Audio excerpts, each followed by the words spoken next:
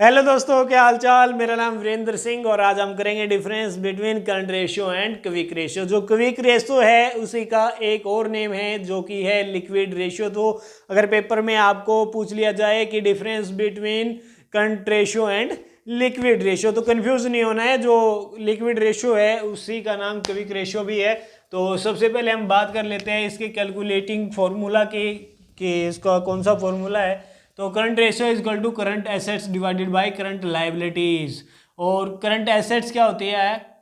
Current assets हमारी वो assets होती है जिसको हम विद इन 1 ईयर यानी कि 12 मंथ के अंदर अंदर कैश में कन्वर्ट कर सकते हैं। और करंट लाइबिलिटीज वो लाइबिलिटीज होती है जिसकी आपको पेमेंट विद इन 1 ईयर यानी कि 12 मंथ के अंदर अंदर पेमेंट करनी होती है। फिर एक क्विक रेशियो या फिर लिक्विड रेशियो, इसका फॉर्मूला है लिक्विड एसेट्स डिवाइडेड बाय में करंट लायबिलिटी। जो लिक्विड एसेट्स है वो आपकी करंट एसेट्स ही कॉमन है, बस डिफरेंस इतना है कि जो लिक्विड एसेट्स है इसमें हम जो करंट एसेट्स है उसमें से माइनस कर देते हैं किसको? जो हमने प्रीपेड एक्सपेंसेस है, एडवांस टैक्स की पेमेंट कर रखी है, इन्वेंट्री है, उसको जब हम लेस करेंगे करंट एसेट्स में तो हमारी लिक्विड एसेट्स आ जाती है। करंट लाइबिलिटीज यानी कि जिसकी हमने पेमेंट विद इन 1 ईयर करनी है। फिर है रिलेशनशिप की अगर हम बात करें तो फॉर्मूला में आपने देखा था कि ये करंट एसेट्स को डिवाइड करता था किससे? Current liabilities. तो ये रिलेशनशिप भी इन दोनों के बीच में ही निकालेगा। किसके बीच में एस्टेब्लिश करेगा ये रिलेशनशिप? करंट एसेट्स और करंट लाइबिलिटीज की। वैसे ही सेम यहाँ पे जो हमने फॉर्मूला में किया था, क्या? Liquid assets divided by current liabilities. तो ये रिलेशनशिप एस्टेब्लिश कर रहा है किसमें? लिक्विड एसेट्स में और करंट लाइबिलिटीज में। कंफ्यूज नहीं होना, फॉर्मूला आपने याद करना है अच्छे से। और जो फॉर्मूला में लिखा है उसी के बीच में रिलेशनशिप एस्टेब्लिश कर रहे हैं दोनों के दोनों। फिर ऑब्जेक्टिव है। ऑब्जेक्टिव क्या है कि ये measure the ability of the firm to meet its current liabilities within 12 months from the date of balance sheet। यानी कि जो बैलेंस शीट की जो डेट है उसके 12 मंथ के अंदर अंदर ये क्या फर्म की एबिलिटी है कि वो करंट लाइबिलिटीज़ की पेमेंट कर पाए। ये फर्म की एबिलिटी को क्या करता है? मेजर करता है, मापता है।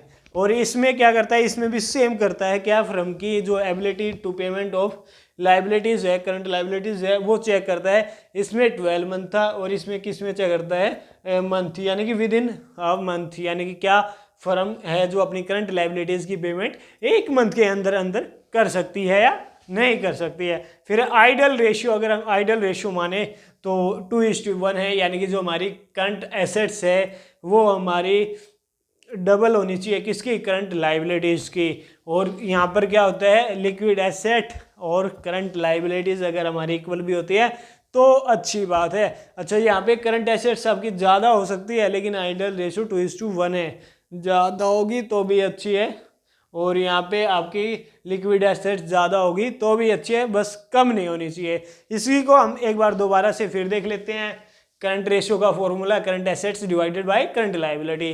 क्विक रेशियो का है लिक्विड एसेट्स डिवाइडेड बाय में करंट लाइबिलिटीज। ये रिलेशनशिप एस्टेब्लिश करता है किसमें? करंट एसेट्स और करंट लाइबिलिटीज में। ये लिक्विड एसेट्स और करंट लाइबिलिटीज में ये मेजर करता है फर्म की एबिलिटी क्या फर्म विद इन 12 मंथ क्या कर पाएगी? करंट लाइबिलिटीज की वो पेमेंट कर पाएगी या नहीं कर पाएगी। और इसमें क्या होता है? With in 1 month. इसकी आइडल रेशियो 2:1 है और इसकी आइडल रेशियो है 1:1। घबराने की कोई बात नहीं है, बिल्कुल ईजी है। आपने बस चीज़ों को ध्यान रखना है, खासतौर पे फॉर्मूलाज को। और उम्मीद है आपको ये डिफरेंस अच्छे से समझ में आया होगा। अगर फिर भी आपका कोई डाउट बाकी है तो नीचे कमेंट सेक्शन में जाइए और ज़रूर लिख भेजिए कि सर इस पॉइंट में डाउट है, ताकि जब भी मैं नेक्स्ट टाइम सेम टॉपिक के ऊपर वीडियो बनाऊं तो आपकी उस चीज़ को ध्यान में रखूं और उस पॉइंट को और अच्छे से एक्सप्लेन करूं। वीडियो देखने के लिए thank you. Have a nice day to all.